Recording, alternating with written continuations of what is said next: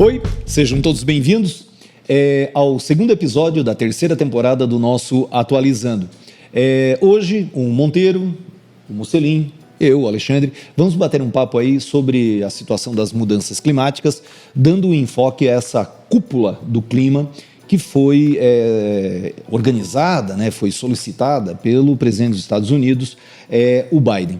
Essa cúpula, ela foi envolta aí numa série até de simbolismos, né, tanto que ela ocorreu nos dias 22 e 23 de abril, iniciou, claro, no dia 22, que é justamente o Dia da Terra.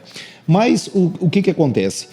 Oficialmente, a ideia desse encontro, né, que reuniu mais de 40 líderes mundiais, presidentes, inclusive, né, o presidente brasileiro, o presidente da Argentina, da França, líderes ambientalistas e tal. A ideia é fazer um preparativo, né, alinhavar um discurso, propostas e tal, para a cúpula do clima de novembro desse ano, que será proposta então pela ONU, justamente nesse ambiente, né, da implantação das medidas do Acordo de Paris. Mas mais do que isso, essa cúpula do clima, ela mostra a volta dos Estados Unidos ao jogo, né, a esse debate sobre as mudanças climáticas. Nos últimos tempos, depois que o presidente Trump deixou o Acordo de Paris em 2017, só refrescando aí a memória de todos, né? O Acordo de Paris ele foi organizado em 2015 e foi ratificado em 2016.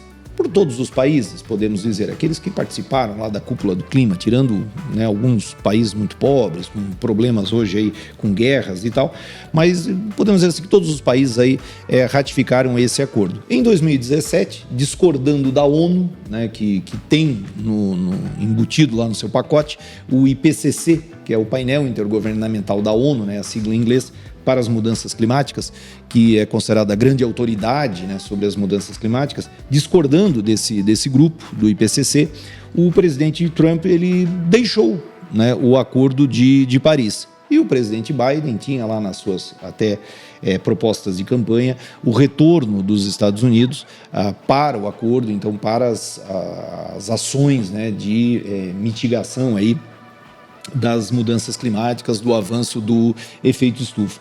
Então essa cúpula, ela mostra justamente a volta ao jogo. Nos últimos tempos, né, alguns personagens ocuparam esse espaço aí, como a ativista ambiental, a Greta, o presidente Macron da França, a Angela Merkel da Alemanha, alguns artistas, como Leonardo DiCaprio, né, por exemplo, ocuparam esse espaço. Então os Estados Unidos querem se posicionar aí. Esse posicionamento, né, inclusive teve uma situação curiosa, porque o presidente Biden, ele escolheu o John Kerry, bom tomar cuidado aí, não é o Jim Carrey, o ator, né, o John Kerry, que já foi candidato a presidente dos Estados Unidos, tal, perdeu para o Bush, né, Monteiro?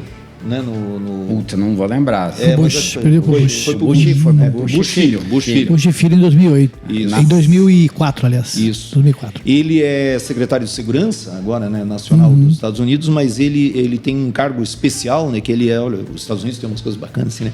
Ele é um enviado especial climático. Então o Biden, inclusive, criou esse cargo, esse personagem, que então agora vai ser ali a pessoa que vai articular com as outras nações, tal, a situação das mudanças climáticas. Mas o que acontece? Os Estados Unidos, não vamos esquecer que estão vivendo aí uma guerra comercial com a China, que é um grande poluidor. Então é mais uma carta, né, nesse jogo que os Estados Unidos vai tentar se posicionar, inclusive, para exigir que a China tome novas medidas. A Europa, né, tem tido uma preocupação ambiental muito mais presente, então os Estados Unidos tentam juntar. Quer falar alguma coisa sobre isso, Monteiro? Sobre essa coisa da China aí na disputa comercial? A gente pode falar quando falar das fontes de energia, né? Porque a China, para crescer a economia, qualquer país, né, precisa de muita energia, né? E a energia chinesa ela é basicamente da parte do carvão, né? Que é a mais poluidora de todas, né? É um problema seríssimo, né? A Índia também, né? Que é um dos grandes poluidores do mundo, que é um novo player que está entrando no mercado internacional aí, também usa muito carvão, vai poluir muito, né? Por isso que é também difícil de segurar isso, né?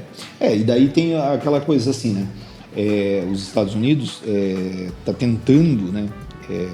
se situar de uma maneira a forçar outras situações, além de mudança energética, a questão das queimadas, que daí envolve diretamente o Brasil, e uma preocupação com a retomada econômica, porque, né, todo mundo quer que essa retomada econômica após aí a pandemia seja uma retomada consciente, né, coerente. Então esse foi o papel dessa conferência, né? Mas aí o que acontece? O Monteiro veio hoje aqui para o nosso encontro para ser o advogado do diabo. Porque vocês vejam o seguinte, a grande autoridade nas mudanças climáticas, como eu já lhe disse, é o tal do IPCC. Grupo que reúne cientistas de várias áreas e, segundo eles, né, numa afirmação de 2014, as mudanças climáticas estão em andamento e elas são culpa humana, culpa antrópica. Queima de combustível fóssil, desmatamento, né, fontes de calor e tal. E o que acontece? Essa é a voz oficial. Segundo eles, as médias térmicas já subiram um pouco mais de 1 grau. Isso já é responsável por uma série de intensificações aí de situações como extremos de frio, de calor, de derretimento de geleira, aumento do nível dos oceanos. E eles estipularam, né, que o nosso limite, né, o ponto de inflexão, o nosso limite de aquecimento, 2 graus Celsius. Em 2018, inclusive, propuseram 1,5 graus, né? O próprio Acordo de Paris, ele diz assim, nós temos que conter o aquecimento em 2 graus, almejando 1,5 graus. A própria ONU hoje trabalha com a ideia de segurar em 1,5 graus. Então essa é a grande autoridade, é a voz oficial. Mas há quem discorde disso. Tanto é que o presidente Trump, por exemplo, né, como fez o Bush, né, antes no Acordo de Kyoto, eles não concordam com isso, dizendo que essa visão ela é distorcida. Então o Monteiro veio hoje para ser advogado do diabo aí e mostrar para vocês por que essa ideia do aquecimento global e mudanças climáticas que são defendidas pela voz oficial da ONU contra a resistência. Sim. Bom, Alexandre, obrigado por ter me chamado de advogado do diabo, adoro. Pode convidar outras vezes, eu me sinto muito à vontade com esse título, assim, né? Bem, pessoal que está assistindo aí também, bem-vindos, né? Nossa primeira aparição minha aqui, né, nesse podcast. Eu considero que existe uma briga mais política e econômica do que climática em cima dessa situação. E que ela tem um pouco a origem na década de 70, quando os Estados Unidos para de usar o dólar como padrão ouro, né, que é o tal do acordo do Bretton Woods. Então, a partir da década de 70, os Estados Unidos vai forçar que a Arábia Saudita produza muito petróleo, né, e que esse petróleo seja comprado por dólar. Então, com essa jogada, os Estados Unidos fortaleceria a indústria petroquímica americana, o mundo precisaria de dólar para girar a máquina produtiva norte-americana. Os Estados Unidos fortaleceria a indústria bélica deles, porque teria conflitos ali no Oriente Médio a rodo. Tem a empresa chamada Aramco, né? A Aramco é a Petrobras da Arábia Saudita. Ela é meio a meio, metade da Arábia Saudita, metade dos Estados Unidos. Então, enquanto o mundo estiver usando bastante petróleo, a Arábia Saudita e os Estados Unidos e o dólar estarão fortes, né? Por outro lado, por isso que você vê mais discussões ambientais pelos europeus, a Europa não tem petróleo, só tem um pouco ali na Escócia, né? Não é o suficiente, né? E para sustentar aquela vida boa de europeu, que eu tenho imensa inveja, né? Os caras tomando cafezinho, trabalhando 5 horas por dia, casa quentinha, eles precisam comprar gás da Rússia, o petróleo da Rússia, eles estão sempre dependendo da Rússia, né? Eles não têm força bélica militar, energia nuclear. A Europa não tem força militar forte, né? Tanto é que é os Estados Unidos que protege a Europa através da OTAN. Uma das grandes brigas do Trump com a Angela Merkel é que a Angela Merkel não queria gastar com forças bélicas. Então, o europeu, para as indústrias europeias, para os países, para a União Europeia, é muito interessante que quebre esse monopólio petrodólar, né? Petróleo, dólar, Arábia Saudita e Estados Unidos. E aí você teria que usar uma nova fonte de energia. Qual seria a nova fonte? É carro elétrico, energia eólica, energia solar. Por isso que os europeus são muito fortes nessa área. Só que se você escancarar isso abertamente para o mundo, olha, os Estados Unidos quer vender petróleo para caramba, a Europa quer vender a tecnologia deles, não vai colar muito essa história. Então você tem que usar a discussão do aquecimento global, né? Uma outra situação também interessante que começou a gerar a discussão é lá por 2010, 2010, 2008, 2009, 2010, que grandes cientistas da área do IPCC, que trabalhavam com o IPCC, né, foram hackeados os e-mails deles, né? Foi 2009 que teve 2009, né? Aí eles hackearam antes, em 2008 ali. Então tinha eu sempre esqueço o nome dele, por isso que eu anotei aqui, o Phil Jones, que é de uma grande universidade inglesa. Ele mandava vários e-mails para os outros pares, para os outros cientistas, dizendo assim, ó, não está dando valor. A gente acha que vai subir 1 grau, mas vai subir 0,1. E eles iam discutindo, ó, como é que a gente muda o cálculo para poder dar esse valor aí, né? Então, isso caiu na rede, tanto é que ele foi exonerado do cargo, né? Esse cientista europeu que era um dos melhores, um dos mais acreditados. Há 2 anos atrás tem o James Hansen, que é considerado o pai do aquecimento global, né? Trabalhou para a NASA, ele é físico, muito respeitado. Ele foi à mídia e falou, né, há 2 anos atrás, que ele exagerou mesmo os dados para que ajudasse o Al Gore, que tentou a eleição, né, dos Estados Unidos e acabou perdendo, que tinha 3 cenários, né, o baixo aquecimento global, o médio aquecimento global e o altíssimo. Então ele sempre falava só do altíssimo de propósito para ajudar o Al Gore, que é do Partido Democrata, ganhar. Que ganhou o prêmio Nobel com o IPCC. Ganhou o prêmio Nobel e ainda também ganhou o Oscar com aquele documentário Uma Verdade Inconveniente. Que, por sinal, eu acho muito ruim, assim, mas a galera gosta. Ele é bem exagerado. Mas é um PowerPoint bonito. É o PowerPoint dos caras. É bonito, o chroma key deles é legal. Bonito. Então, você tem uma discussão econômica, uma discussão jurídica ali, que foi meio que maquiada a informação. E depois tem as pesquisas, assim, você que estudou geografia, né, de paleoclima. Então, você pega um exemplo aqui, eu gosto muito da era mesozoica, né, que tem o Jurássico e o Cretáceo, que é quando tem os dinossauros.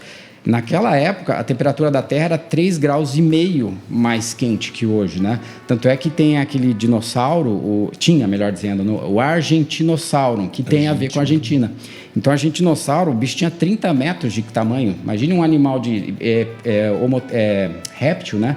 Que precisa de calor, ter 30 metros de comprimento e morar no sul da Argentina. Então, o planeta Terra é muito mais quente. No Paleozoica, tinha libélula tamanho de uma Kombi, né? Tinha samambaia tamanho de um prédio de 10 andares. Então, o planeta Terra foi muito mais quente. Então, o que acontece? Quando o pessoal fala assim, vai aquecer 1 grau, vai acabar a humanidade, né? Que nem a Greta Thunberg falou, minha vida acabou, vocês destruíram a minha infância. Vai aumentar 1 grau, algumas espécies, animais, vegetais podem diminuir ou até desaparecer, que nem os corais da Austrália. Mas, por outro lado, ocorreria uma explosão de vida em outros ecossistemas, como a Sibéria, né? Tanto é que os russos não estão nem aí, né, para o aquecimento global. Os russos querem mais é que pegue fogo a coisa, né?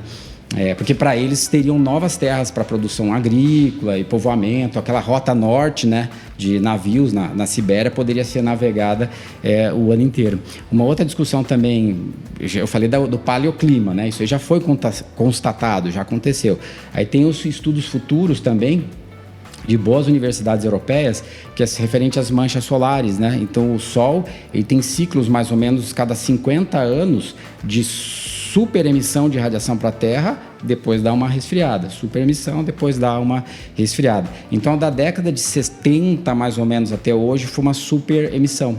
Por isso que a gente percebe que no dia a dia que está mais quente, né? E que 2030 para frente vai ter uma redução dessa emissão de fluxo solar. Por isso que a tendência, não estou garantindo nada, mas a tendência é ter a década de 2030 fria, que nem foi a década de 70, que nevou, né? Nevou em Curitiba. A década de 50 foi uma década fria. Tem uma medição no Paraná que nevou 50 centímetros de neve na década de 50. Então, realmente, o clima ele vai oscilando. Eu acredito que a ação antrópica deve aumentar um pouco, mas não tanto quanto realmente acontece, né? Que é o que os cientistas lá estavam discutindo no começo. Está aumentando, realmente está aumentando, mas a gente tem que dar uma exagerada para a questão política entrar. Então é bem complicado mesmo. Então você tem os 2 pontos. E tem mais uma que eu adoro explicar, vou tentar explicar bem rápido aqui, que é o ciclo de Milan. É do iugoslavo lá, Milankovic. Milankovic é o cara que explica aquele movimento da precessão do equinócio, né? Que é o pêndulo, é o pêndulo da Terra. Então, toda vez que o pêndulo da Terra, do eixo, né, está mais inclinado, a Terra fica quente. São os períodos chamados interglaciais, que agora, a gente está entre uma glaciação e outra. E o pêndulo da Terra está voltando.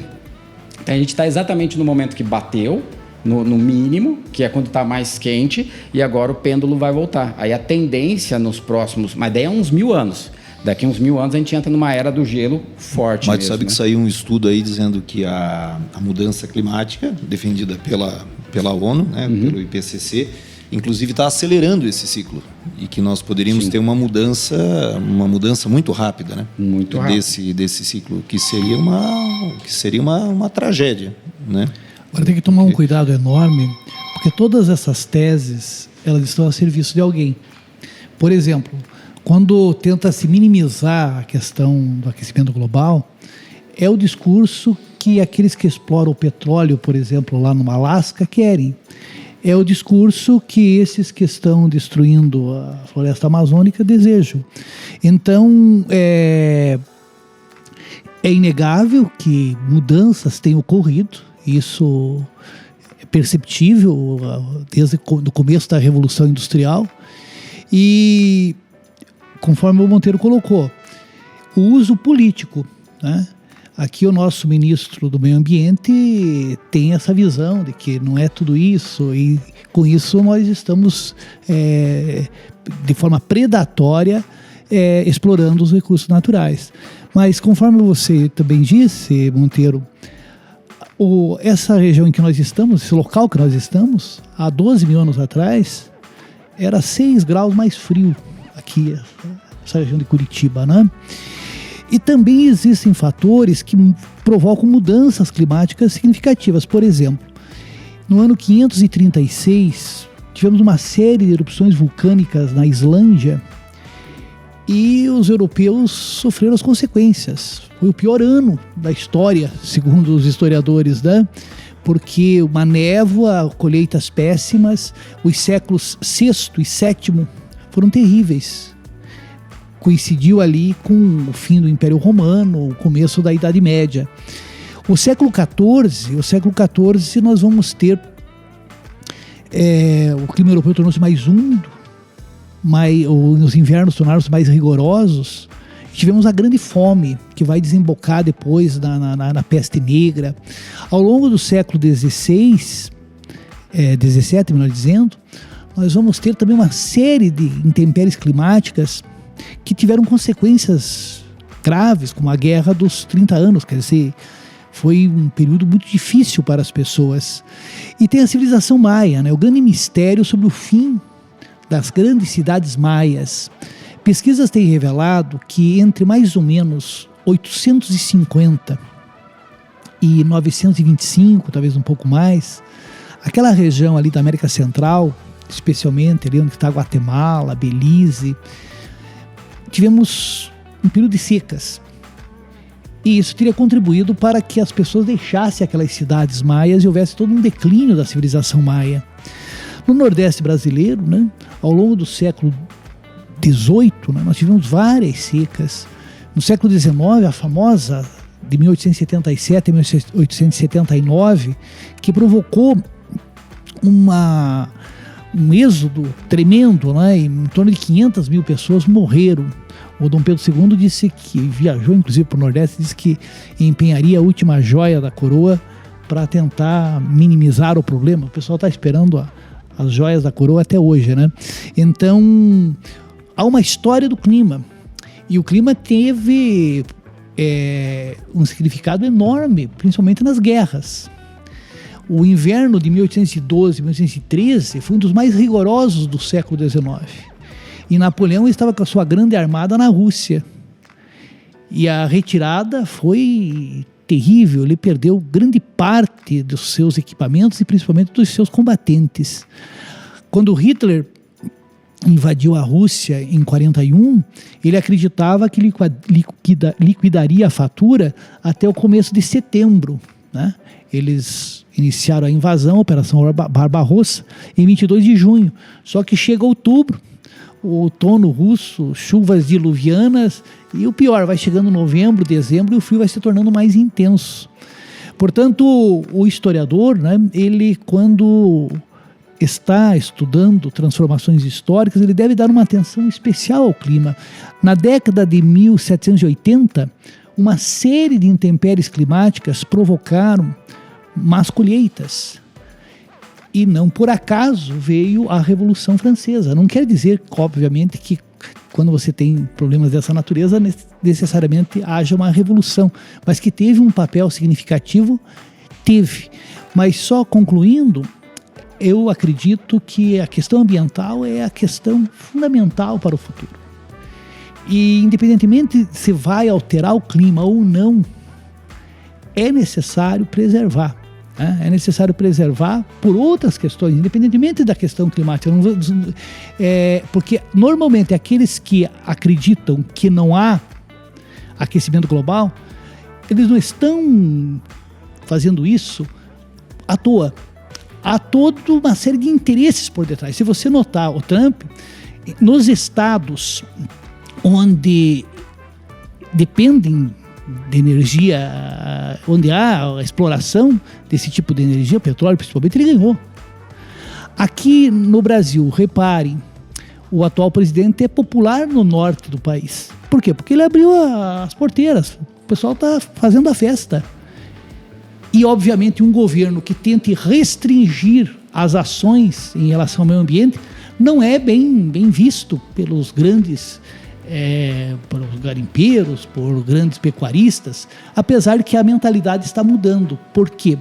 Porque o consumidor europeu e o consumidor norte-americano está procurando saber a origem daquilo que ele está consumindo. Então você tem um consumo mais responsável e nós podemos perder mercados se nós continuarmos tratando a natureza como temos tratado.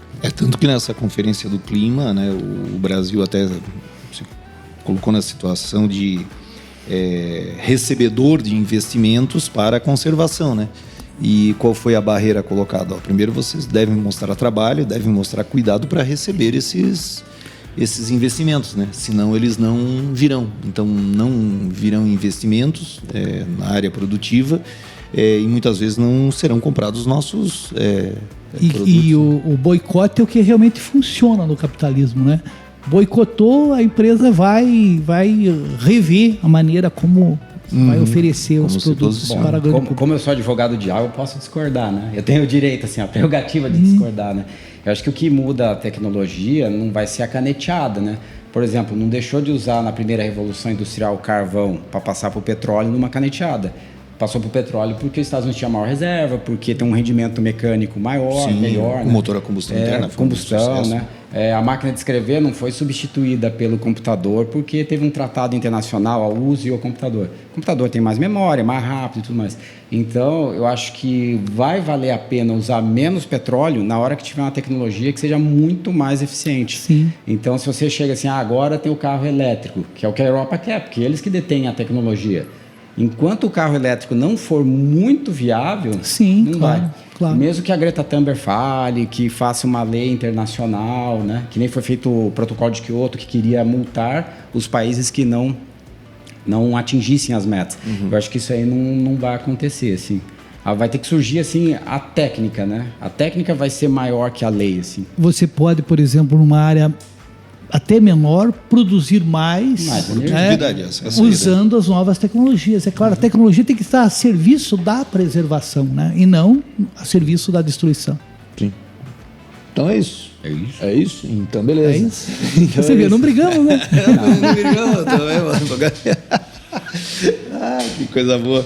Mas então é isso, gente. Mas eu só queria posicionar uma coisa aqui, falar uma coisa assim, que dentro do trabalho lá do IPCC, uma coisa que eles temem muito, né, e é isso que é colocado, é que se nós atingirmos esses 2 graus Celsius, né, nós vamos chegar nesse ponto de inflexão e deve ser difícil a gente mudar, né?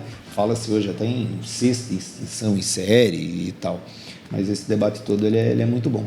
Então é isso que a gente queria conversar com você hoje. Então, beleza, obrigado aí pela sua audiência e até a próxima edição aí do nosso Atualizando.